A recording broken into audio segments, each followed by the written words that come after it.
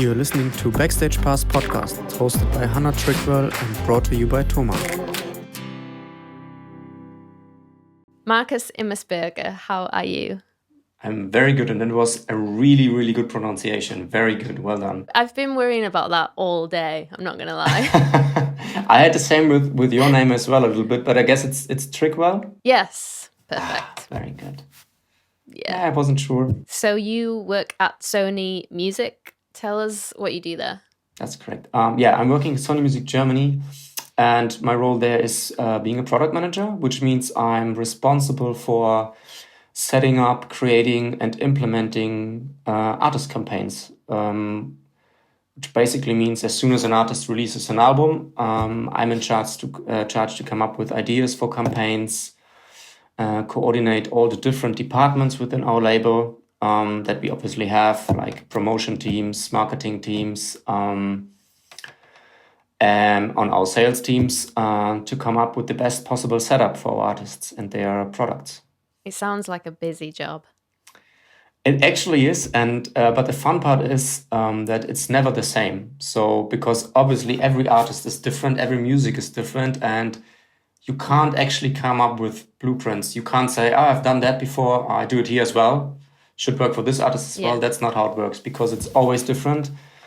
Every artist has, different needs and wants to take different approaches, has different ideas.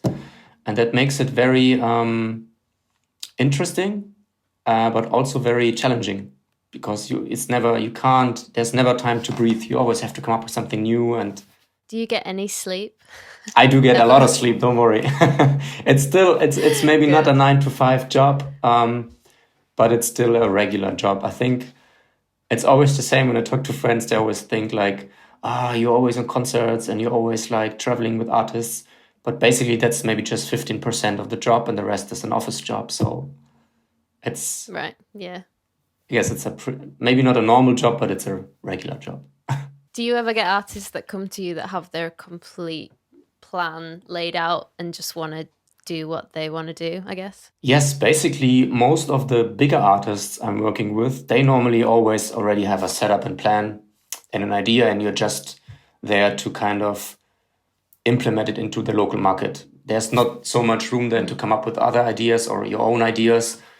It's more about getting everything on the road. When you're working with a newcomer artist, they normally, of course, are not so experienced. And there you have more room for creativity and come up with local ideas that might help them within your market.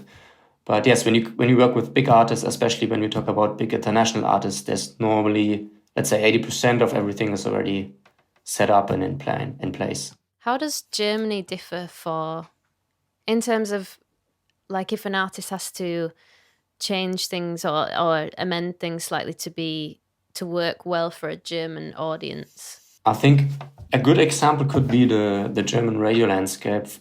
If you compare it for the UK, for example, let's say you have a UK artist.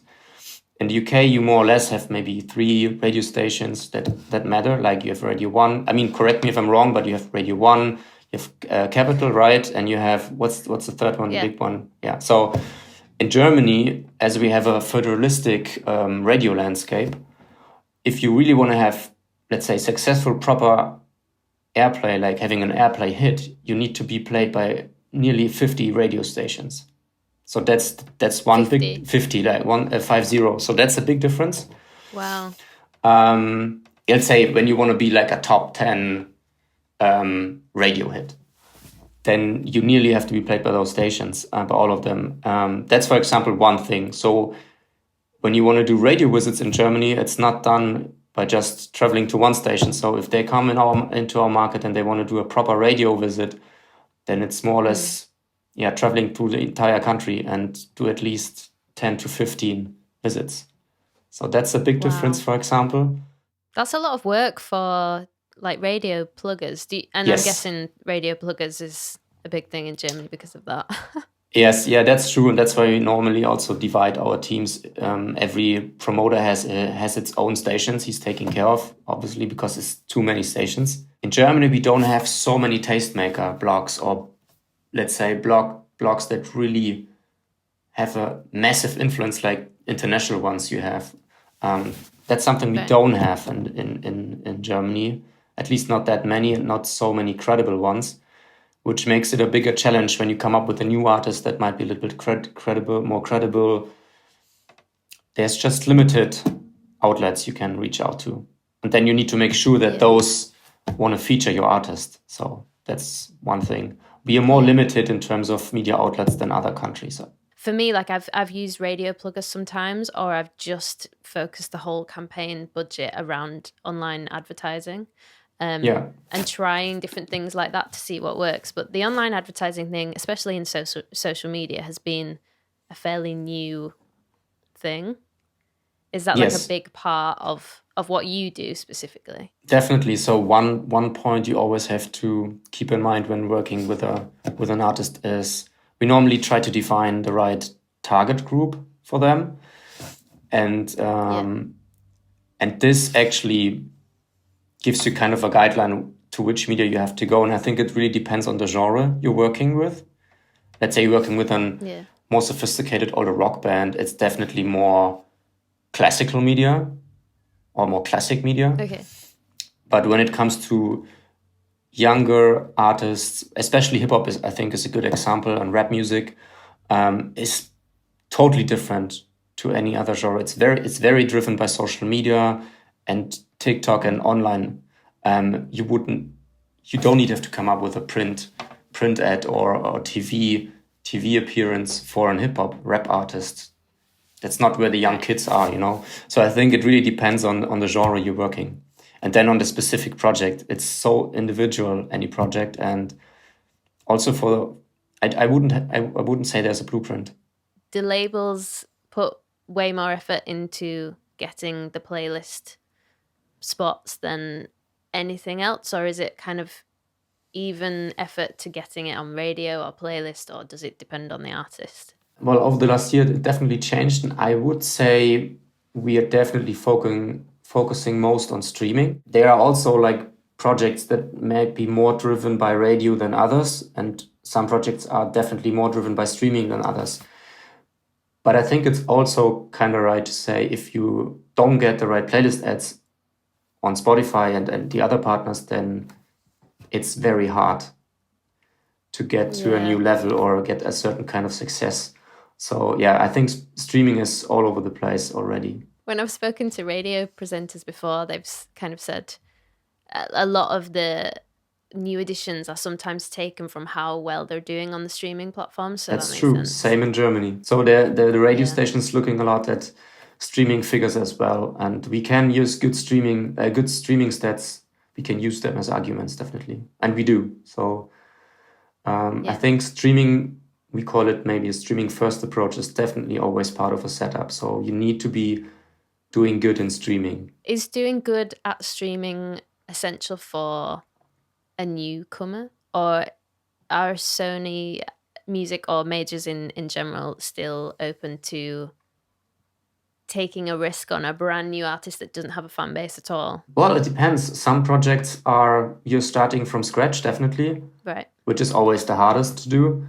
But normally, when we talk about potential signings, I know that our A&R team is looking very closely on stats and how the foundation is an artist already built, and that's a very important aspect, of course, because you can't always sign just new artists, and you always have to start from scratch. That's not possible. It's too much work, and the risk would be too high. But I think for certain projects, there might be no fan base, but you still see that's something unique and something very special, and then you still are willing to take the risk. But I think it doesn't happen so often anymore. Nowadays, artists have so many opportunities to already build a foundation before even thinking about signing any deal. Do you think that signing to a major label is essential? Oh, that's a good question. It's a hard question, I think, because there are a lot of people, nowadays who are making a living and doing music as a career, but not signed to a major label. But there is definitely a correlation between very, very successful artists, commercially successful artists, and being supported by a major label. Yeah, I would agree. But I think it always also depends on in which point of their career they sign to a major label. When you look at, I don't know, I think in the UK it's quite similar. When you look at especially the hip-hop artists at the moment, they are always already doing a lot on their own and building a massive fan base before even thinking about signing a deal. And what is also kind of becoming more common sense is that a lot of artists also sign like only distribution deals, for example, or like say extended distribution deals where they get a certain extra kind of promotion within their deal.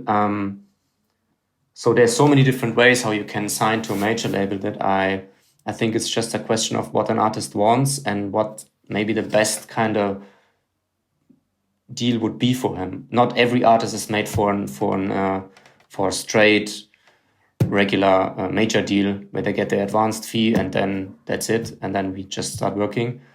I think a lot of projects, as I said, are always also very good for distribution deals and might be even better fit for them than a regular label deal. It really depends on, I think, on how much an artist can do on their own, how much they're willing to do on their own, how much responsibility and risk they want to take, and how good their team already is. If they have a team already in place that can handle a lot of stuff for them, then maybe they don't need a full label deal. Maybe they just need a distribution deal or some kind of other deal. But I still think, especially when it comes to an international point of view, that when you're signed in US or UK and you want to be internationally successful, then a major label definitely is an advantage, because we have all the connections to all the other markets, and just few indie labels, I think, have the same network.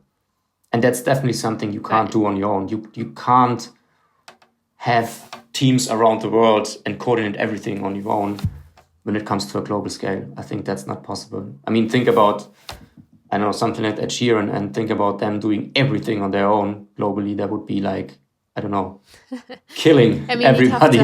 You'd have to have a company that employed hundreds of people. That's what I mean. So, and that's what the major label is. In a way, it would be your own independent major label. I guess that's what you can call it. Yeah. Yeah. So I say, especially when it comes to a global scale, I think a major is still something valuable for artists and can provide a lot of support. I don't know, how is it in the UK? I guess a lot of artists are also doing, I don't know, when it comes to their own market, their domestic market, I guess there are a lot of artists, they do it on their own and then just start signing to a label when it comes to like spreading like outside of their own territory, right? Traditionally, it was always signed to a major label or it's over kind of thing.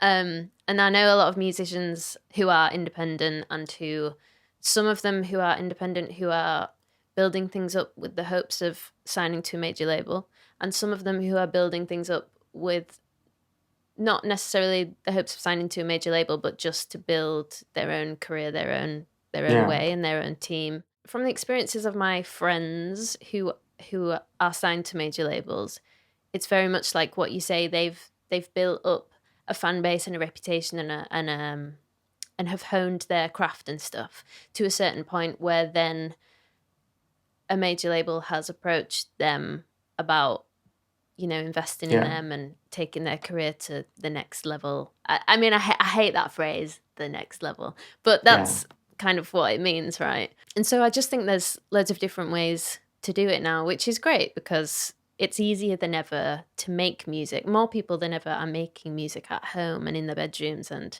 yeah, but I think that's also the beauty of the business nowadays, that artists get more opportunities to do a lot of stuff on their own and don't need a label to get started.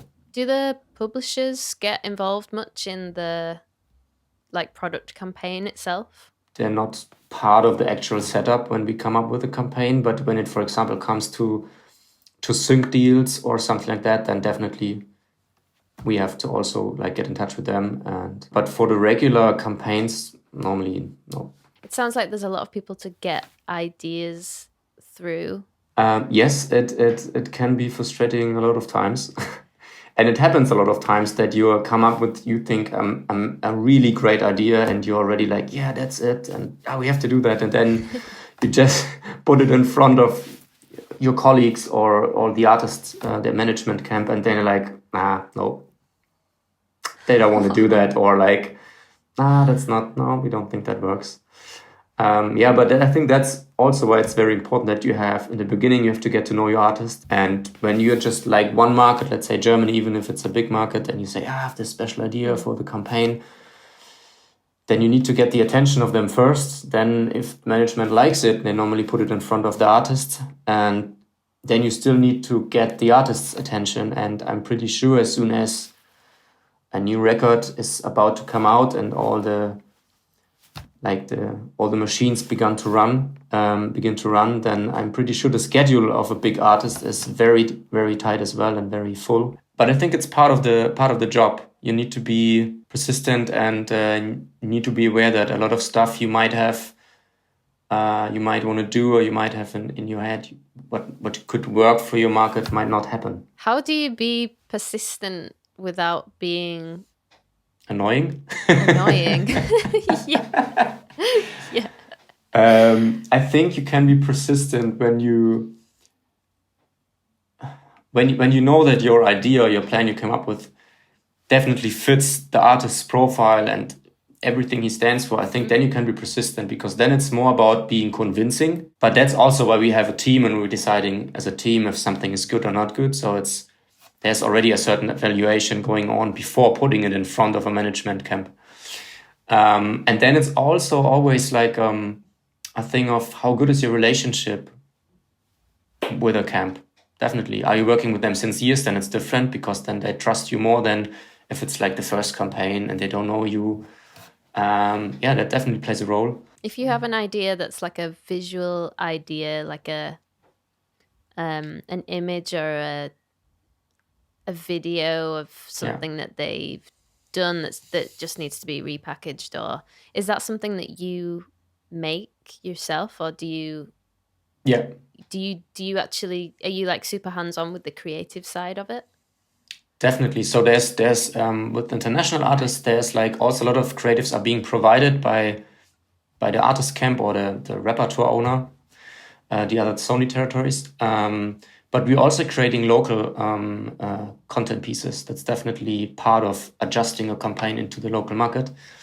And then normally before we start creating them, we come up with a small briefing that we put in front of the artists to let them know what we want to do, just to make sure that it's something they are comfortable with. And then we come up with a first, I guess you would call it a mock-up. Or how long does it take to come up with a campaign for like a whole album? Well, it actually depends. Most of the time it depends how much time we get from them, because it's like, as I said, when you're working with a domestic artist, you are involved from a much earlier point on. You're involved in the project. So you might already be involved when it comes to creating the music, in the A&Ring process, and then you can develop the campaign from there. When we're talking about an international project that's being rolled out globally, normally you when you're lucky, you get a notification by, I don't know, let's say 6 months ahead. Maybe you get the first songs to listen to. Maybe the album is not even fully produced yet. And then that's the ideal scenario, that you have a few months of lead time, getting comfortable with the music, get to know what the artist, what's the background of the album, of the campaign, the artist. But it also can happen that you get a note that says, there's this new album, it's coming out in 4 weeks, and go. And then you're like, okay. It's like, wow. It really depends. But normally we have pretty good lead times that give us a lot of room to come up with a good campaign. But the bigger, the bigger the artist gets, the less lead time you get normally, because everything is very, confidentially, and they just wait until the right moment to roll out certain information, so there are no leaks. Artists are releasing music more, it seems to be more regular now than ever before, like a couple of albums in a year sometimes. Is that super challenging for the people behind the scenes like you, who are product managers trying to create the campaigns, and then all of a sudden there's a new album? It's definitely a bigger workload. since, as you say, it's more and more music coming. The frequent, do you say frequency that the music is being released on is much higher. But I think artists have to do that because there's so much music coming out all the time that if you're not keeping up with it, people forget about you. It takes so much longer to to win over fans, like really winning them over. Like also, that's the artist. I know the song and I know who wrote the song and I know who sang the song, and I not only know the song but I also know the title and the artist behind it. It takes much longer to get to this point nowadays. And I think if you just don't keep releasing music, people will forget about you if you're not already established, obviously. But to establish artists to a certain point, it just takes more effort and more music. I've heard the argument that with everyone trying to produce more and more music, that at some point it's going to get to the stage where there's just so much music every day that the audience just won't really care as much. What do you think about that? That's actually a good argument or a good question. It's scary. I think, it is scary, definitely. And I think that's the challenge of nowadays. And I think it's happening already. I mean, if you look at, let's say, Thursday or Friday releases, it's just one label is releasing, 10 or 20 songs a week. And that's just major labels, Yeah. So I think that the biggest challenge nowadays is getting attention. And the way you get attention is through playlists, like streaming playlists, Spotify, Apple Music, and so on. So that's the biggest challenge. You need to be in the right playlists so that people or even get the chance to listen to your music. If you're not on a playlist, the chance is very low that people are even able to listen to your music. It's just too much music out there. So it feels like the turnover's so fast now, and people's attention span is not necessarily shorter in that period of time, but a lot of playlists are updating every week or every 2 weeks, and so it's like even if you do get that good spot in that playlist, then the next week it might have dropped out of the playlist, and definitely. And then you just have to start all over again. That's true. But I think the good side of it is that I think music has to have a certain quality again, because otherwise it will not get playlisted and people will not listen to it. The good thing about nowadays is that the people decide what they want to listen to. You can't force them to listen to anything. I mean, I can even have like a top 10 airplay hit. If they don't like the song, they're not going to stream it. But obviously, you also need to get the chance to discover it. That's true. But as soon as you get the chance to discover it, it's happening pretty fast. You can see it within 1 week if the song is being picked up by the audience, at least to a certain point of streams, or if it has a certain organic drive. With songs that get picked up slightly late, or like, a song that gets picked up after it's been out for a while and more singles have come out since, but that song all of a sudden is doing super well. Do artists ever go back to that song and just do another campaign around that song? Sometimes that happens. I think TikTok is a very good phenomenon when it comes to that, because sometimes, there's so much music out there, as we know, and sometimes just there are a lot of songs that are not being playlisted by streaming services because it's not brought to their attention, or the labels didn't even know about the songs or whatever. And then, suddenly a song peaks up in a chart. I don't know, TikTok charts, Spotify charts, or certainly you see streams going through the roof to a certain point. And that just happens because suddenly it gets picked up by kids and gets an organic drive through TikTok, for example. It happens a lot of times on TikTok. And then you're standing there and like, oh, what happened? And then you're like, okay, maybe we should pay more attention to this song now as it got a certain organic drive. But also a lot of times it's just for a certain amount of time. It's just reaching a certain peak and then it's just going down again.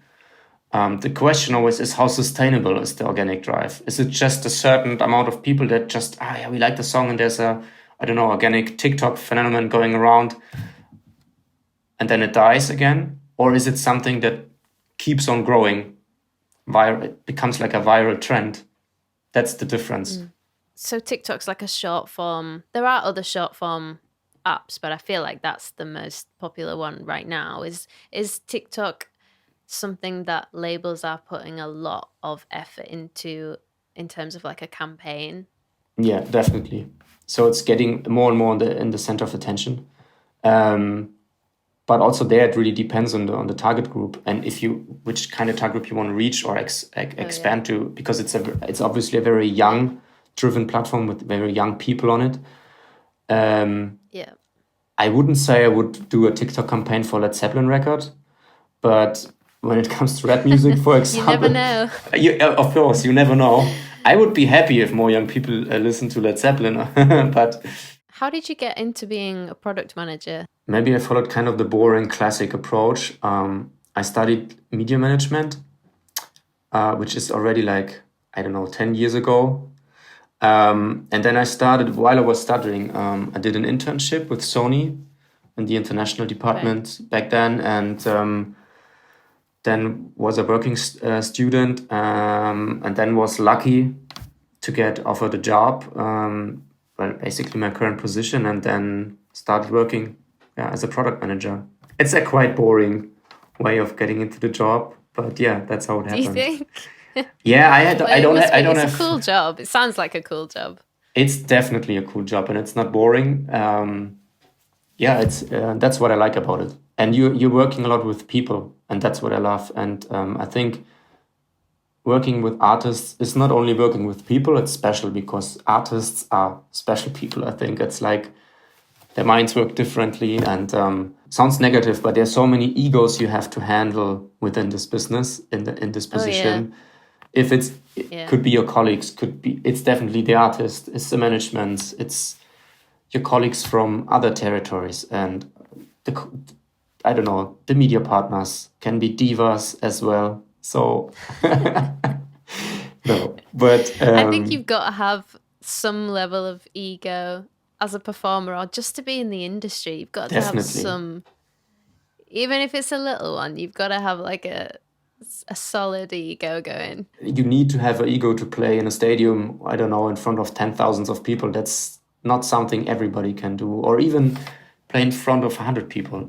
You need to be made for this. It's just, I couldn't do it. So do you ever work with people who you really don't like their music? I'm lucky. It only happened once, but I will not tell you which band it was. I can't. You don't need to. No, you don't need to tell me. No, I don't expect you to tell me. I wonder how, does that make it difficult? I think of it, I mean, normally the it's artists... It's subjective, isn't it, music? It is, that's the point. And I think it's fair to say when let's say you're working for an artist that has been your idol for decades, and you're lucky enough to work for them now, then it's definitely totally different, and you have maybe more ideas, and you're just super enthusiastic about it. And when you're working with somebody, or like the music that maybe you don't identify yourself with, and it's not maybe the music you listen to normally, and maybe you don't like it that much, you might not come up with the same ideas, but it's definitely still something where you can put together a solid concept and a proper campaign. Yeah. Because that's the job you have to do, and you have to do it for all the artists. And as you say, it's subjective, so it's the artists you like more, music there's you like more, there's music you don't like that much. But that's also why we normally have obviously different product managers, and we try to arrange it in a way that they have to work with music they like, and they maybe have they're specialized on. So if we have somebody who's really into urban music, then he should work probably more urban music than rock music, obviously. Yeah, that makes sense. And that's how we do it. So normally the chances that you have to work with an artist or music you don't like it's not that high. As an independent artist, I look at how well my songs are doing and things like that, and analytics, and I am aware of that. But because my focus is on consistently producing music, sometimes I find it difficult as just one person. So I have a distribution deal with Absolute, and we collectively look at how well previous singles have done, but there's only so much me and my label manager there can do. There's only so much time we have. So it's like, oh, how well did it do? Okay, next one. Is kind of retrospectively looking back at how well previous singles have done and how well previous campaigns have done, is that something that major labels spend a lot of time doing to inform future campaigns? Definitely. It's a very important part, actually. So it always happens when you have, say you have an artist that already released 1 or 2 albums and there's about the next album campaign to start. You right away look at how have the last records been doing. I mean, that's one important point to even be able to forecast the project. I mean, you need to set certain goals for the project, and yeah, absolutely, yeah. And depending on those goals, you have different budgets you can work with, and that's already one point where it's important to look back and see how previous campaigns did. When for certain projects, we even run entire studies to get a better idea of how they did. Oh, wow. But that's expensive. So we just do it for several projects. It gets, I didn't know that. It gets very techy, I think, when it comes to analytics nowadays. It doesn't sound very romantic when everything is going to be broken down to numbers, but it helps a lot to get a better idea of the potential for a new record. But I mean, you can listen to a new record and then you can say, yeah, sounds cool, sounds better than the last one. But I mean, there's no statistic behind that. That's just your feeling.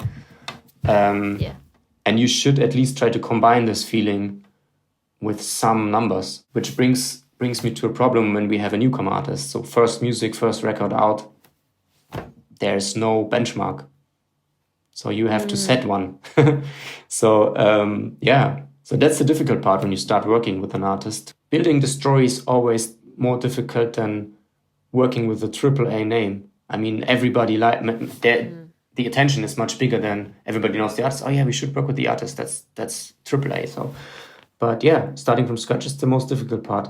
But then I guess that's where the promotion starts. I mean, that's what we should be doing. Well, I'm glad you say that you do that at Sony Music, because I didn't know if labels still did that and still took the chance on somebody who just, is a newcomer and just has a great song. So sometimes I see people, if they're, playing on the street or whatever, or they're a smaller artist online and they don't have much of a following yet, but they've got an amazing song. And I always think, is one great song enough from somebody who doesn't have a fan base? It can be, for sure.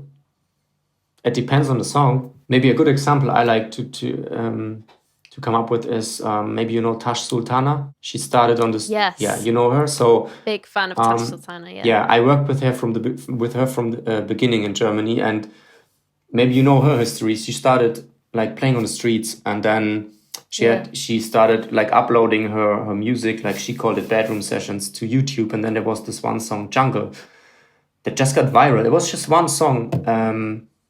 And kicked off her career. On the back of this song, her whole career developed because it got viral globally. And she is a real, let's say an artist project. It's not only about certain tracks, it's the full package. Like, it's about the entire music, the concept, her as an artist, as a human being, everything counts. And because around the globe, people started falling in love with her as an artist. And then, I mean, what else can you dream of? That's the best possible scenario to start working with an artist, when you have this organic support happening. Tash Sultana, she signed to Sony in Australia then? That's correct. Well, I think I'm not familiar with the details, but she has her own label in Australia, which I think is kind of some kind of distribution deal with Sony, but licensed globally to all the other territories. I think she's a very good example for a big independent artist who's using also the power of major labels, but also keeping a certain amount of, indiness. Like she's indie, but also major at the same time. She's not selling out. It's like Passenger, isn't it? Like Passenger licensed his hit song, didn't he? And I could imagine that those kind of deal structures might be more common within the future for artists that have the opportunity to at least reach a certain amount of success on their own with the right people around them, like Tash Sultana. I mean, you always also have to be lucky to get in touch with the right team then. I mean, I know that Tash has her own team and in Australia, and obviously it seems like the right people as she's very successful. But that's also a very important thing. Definitely. So I have 2 questions to ask you to end. The first one is, what is your track of the week? My track of the week? Boy, now you're having me. It's like my track. You mean new releases? Just the track that you love, that you've got on repeat. I'm actually listening a lot to Melody Gardot at the moment, and there's one track I would have to look it up because I'm always forgetting the title of the track. Even I have listened to it 100 times, I think. But she's definitely an artist I listen to a lot to at the moment. What kind of genre is it? It's jazz. It's nice. with certain pop attitudes, I guess. My final question is, what is the best lesson that you've learned so far in your career? That's a good question. So the best lesson I've learned, I think it's honesty. It might sound weird for the music business, but I think honesty can help you a lot. Like just be transparent and share honest feedback on music and campaigns and when you talk to artists. I think it doesn't help anyone if you, I mean, what is it if you have an artist and you say, oh, you're so great, everything you do is amazing, and it's obviously not true, then it's not helping anyone. So, but also the other way around, you shouldn't be trash talking about anything. It's just